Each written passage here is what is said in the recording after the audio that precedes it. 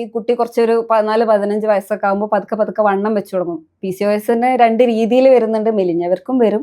പക്ഷെ ഇപ്പൊ കൂടുതലായിട്ട് കാണുന്നത് ഒബീസ് PCOS ആയതുകൊണ്ട് കുട്ടി കൂടുതൽ ഇരുന്ന് പഠിക്കലൊക്കെ തുടങ്ങുമ്പോൾ വണ്ണം വെച്ച് തുടങ്ങും. അപ്പം മോള് തടി നന്നാവുകയാണല്ലോ, നല്ല കാര്യമാണല്ലോ. അപ്പൊ ആദ്യത്തെ 1-2 വർഷം ഓക്കെ. പിന്നെയും കുട്ടി ഒരു BMI ഒക്കെ കൂടി വരുമ്പം പാരൻസ് അപ്പൊ ഒന്ന് നോട്ട് ചെയ്യും. അപ്പോൾ കുട്ടി ഇങ്ങനെ പറയും, ഇല്ലേ ഈ മന്ത്ലി ഒന്നും പീരീഡ്സ് വരുന്നില്ല. അപ്പോൾ പിന്നെ ഗൈനക്കോളജിസ്റ്റിനെ കൺസൾട്ട് ചെയ്ത് പിന്നെയാണ് ഒരു സ്കാൻ എടുത്തിട്ട് ഇതിലോട്ട് വരുന്നത്. നമ്മുടെ ആയുർവേദത്തിൽ പറയുന്ന പോലെ കൃത്യമായിട്ടുള്ള ചിട്ടയായിട്ടുള്ള ഒരു ജീവിതശൈലി മക്കൾക്ക് ഇല്ല. മക്കൾ ലേറ്റ് നൈറ്റ് പഠിക്കാനാണ് താല്പര്യപ്പെടുന്നത്. അത് ഭയങ്കര പ്രൗഡായിട്ടാണ് പാരൻസ് പറയണത്. എൻ്റെ മോള് രാത്രി കൂടുതൽ നേരെയിരുന്ന് പഠിക്കും, അതിൻ്റെ ഒരു മാർക്കുകൾക്കുണ്ട്. പക്ഷെ നമ്മുടെ ആയുർവേദം നൂറ്റാണ്ടുകൾക്ക് മുന്നേ പറഞ്ഞു വെച്ചിട്ടുണ്ട് ബ്രഹ്മമുഹൂർത്തത്തിൽ എണീക്കാൻ വേണ്ടിയിട്ട്. ബ്രഹ്മമുഹൂർത്തം എന്ന് പറയുമ്പോൾ ഏകദേശം ഒരു 4 മണി ആ ഒരു സമയമാണ് വരുന്നത്.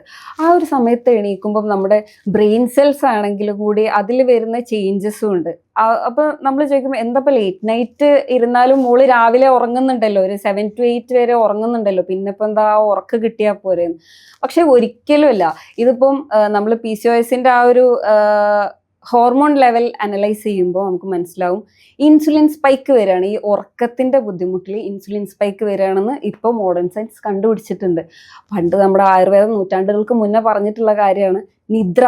അത് ഒരിക്കലും നമ്മൾ കോംപ്രമൈസ് ചെയ്യരുത്. ആഹാരം അത് നമ്മൾ ഒരിക്കലും കോംപ്രമൈസ് ചെയ്യരുത്. നമ്മൾ നേരത്തെ അറിഞ്ഞ കാര്യം ഇപ്പൊ റിസർച്ചുകളിൽ വഴി ആൾക്കാരിൽ എത്തുമ്പോൾ ആൾക്കാർ ഉറക്കിന്റെ പ്രശ്നമാണ്, മോള് ഉറങ്ങാൻ കുറച്ച്. അപ്പോൾ മോൾ എന്താ ഉറങ്ങാൻ റീസൺ?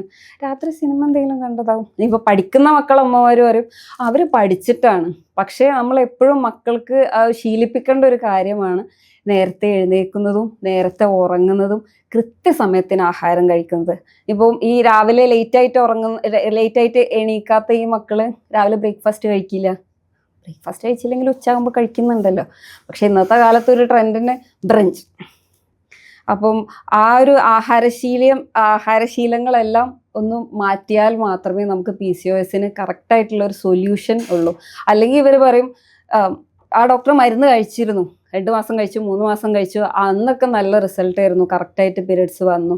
പിന്നെ പീരീഡ്സ് വന്നപ്പോൾ മരുന്ന് നിർത്തി, പിന്നെ കുറച്ച് കഴിഞ്ഞപ്പോൾ വീണ്ടും വന്നു. പക്ഷെ അതിൻ്റെ ഒരു റീസൺ വരുന്നത് ഇതാണ്, അവർ വീണ്ടും ഡയറ്റ് ഈ ജങ്ക് ഫുഡ്സും അവരെ ഇഷ്ടത്തിനുള്ള ആഹാരങ്ങൾ, ഈ നമ്മൾ കൃത്യമായിട്ട് വീട്ടിലുണ്ടാക്കുന്ന നല്ല ആഹാരങ്ങൾ വിശപ്പിനനുസരിച്ച് കഴിച്ചാൽ തന്നെ നമ്മുടെ അസുഖങ്ങളൊക്കെ പകുതി മാറി എന്നാണല്ലോ നമ്മൾ പറയുന്നത്. ആഹാരമാണ് പകുതി ഔഷധമായിട്ട് വരുന്നത്.